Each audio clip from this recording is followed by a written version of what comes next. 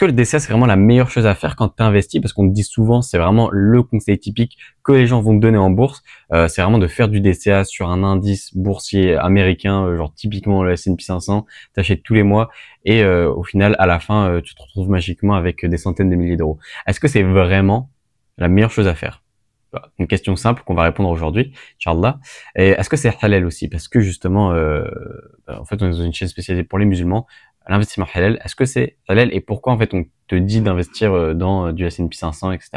En fait, pour te la faire courte, le S&P 500, ça va être un indice boursier américain qui va répliquer les 500 plus grosses entreprises des États-Unis. Ça, je pense que tu le sais, c'est assez connu. Maintenant, pourquoi investir dans ce type d'indice est intéressant tout simplement parce que Warren Buffett, dans sa lettre aux actionnaires de 2013, nous a conseillé d'investir dans ce type d'actifs, dans ce type de véhicule d'investissement, tout simplement parce que en fait, ça réplique la plus grosse économie du monde et ça la réplique d'une telle manière que ça fait depuis là les 10 dernières années, ça fait du 10% par an, mais si jamais on prend sur 50 ans, ça fait du 8%.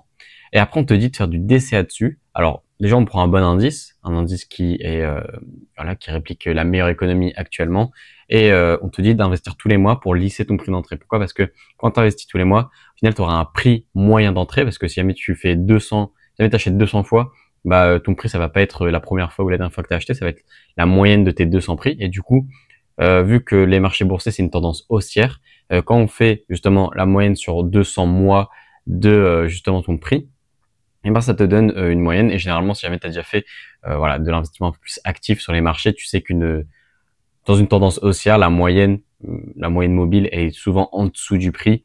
Et donc forcément, c'est pour ça que c'est intéressant de faire du DCA, c'est-à-dire que ton prix moyen d'entrée va tout le temps être en dessous du prix. Du coup, tu vas faire des performances qui vont être positives. Ok?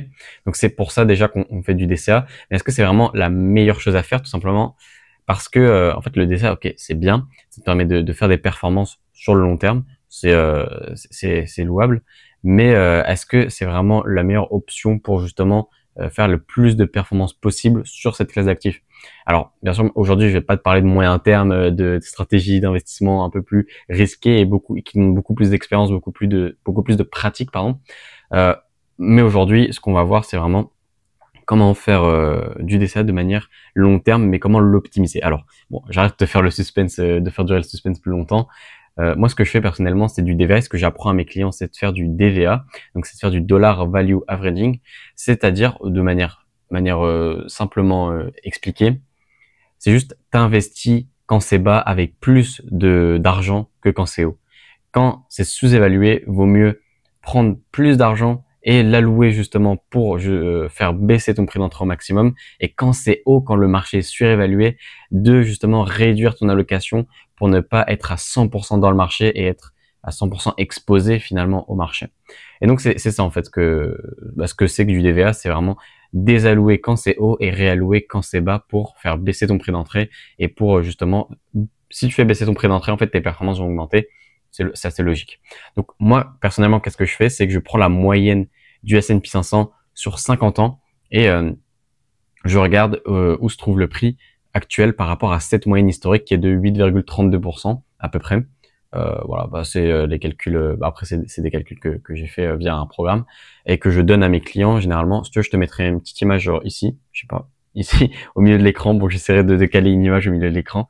Voilà, je te montre un petit peu à quoi ça ressemble.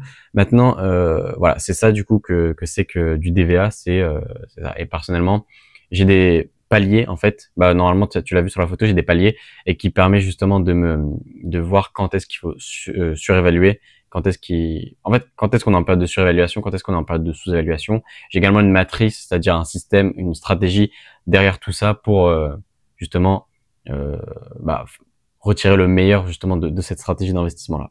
Ok. Donc moi, ce que je te conseille déjà de faire pour ton DCA, c'est de repérer les moments où on est sous-évalué et de commencer déjà à commencer à ajouter du marché, à ajouter de l'argent. Pas les moments, je me suis mal exprimé, pas les moments où on est sous-évalué, mais plutôt les moments où on est en bear market. Déjà, essayer de repérer les moments où on est en bear market et d'ajouter peut-être un tout petit peu plus d'argent, genre 10 € par mois en plus, quand on est sur ces périodes-là. Et tu vas voir que c'est pas terrible, hein. C'est pas parce que tu ajoutes plus quand c'est bas que tu vas forcément perdre énormément d'argent. Justement, en fait, tes performances vont augmenter, tu vas le voir. sur ton compte broker, tu vas voir que pas tes performances en pourcentage vont pas augmenter, mais tes performances en euros vont augmenter. Et tu vas voir que finalement, tu vas voir que la stratégie elle est puissante juste en faisant ça, juste en quand c'est bas, quand ça fait moins 20%, tu commences un petit peu à ajouter. Bon, bien sûr, la stratégie elle est beaucoup plus, la stratégie que je donne à mes clients est beaucoup plus complexe que ça. Il y a plus de variables à prendre en compte, étant donné que c'est une stratégie complète.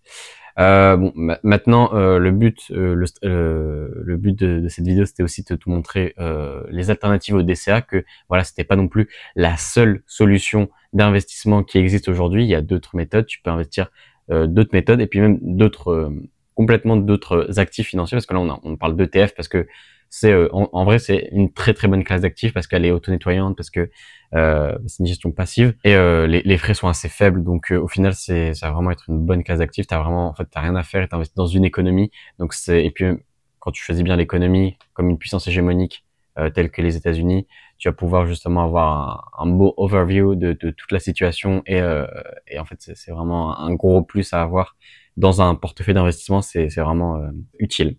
Donc voilà, moi j'ai fini la vidéo. N'hésite pas à rejoindre le canal WhatsApp qui est en description de la vidéo.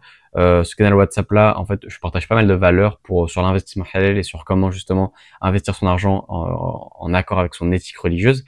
En fait, le problème avec WhatsApp, c'est que tu peux pas voir les messages qui sont venus précédemment. Donc en fait, tu vas pas avoir toute la valeur que j'ai partagée précédemment dans ce groupe WhatsApp. Donc je te conseille de le rejoindre maintenant, comme ça tu auras la valeur future et comme ça tu perds pas de temps, hein. Au moins tu récoltes toute la valeur que je te donne dedans, donc il y a pas de souci. Après du coup, en première ligne de description, je t'ai fait une vidéo gratuite qui explique en détail ma méthode, le système, sur comment j'aide mes clients à investir leur argent, comment je peut potentiellement t'aider à investir ton argent. À la suite de cette vidéo, je te propose un appel stratégique, c'est-à-dire totalement offert, hein, où je vois en quoi je peux t'aider, en quoi on pourrait travailler ensemble potentiellement. Et de toute façon, sur le premier appel, j'ai absolument rien à te vendre. C'est vraiment un appel pour trier, entre guillemets, pour voir si jamais on peut travailler ensemble. Et si jamais on peut travailler ensemble, je te proposerai avec volontiers un second appel, où là, bien sûr, on regardera un petit peu plus en détail ta problématique et voir voilà, en quoi je peux t'aider plus spécifiquement. Donc voilà, n'hésite vraiment pas à t'abonner si jamais tu veux en voir plus des vidéos comme ça et lâcher un petit like parce que ça fait toujours plaisir pour le référencement.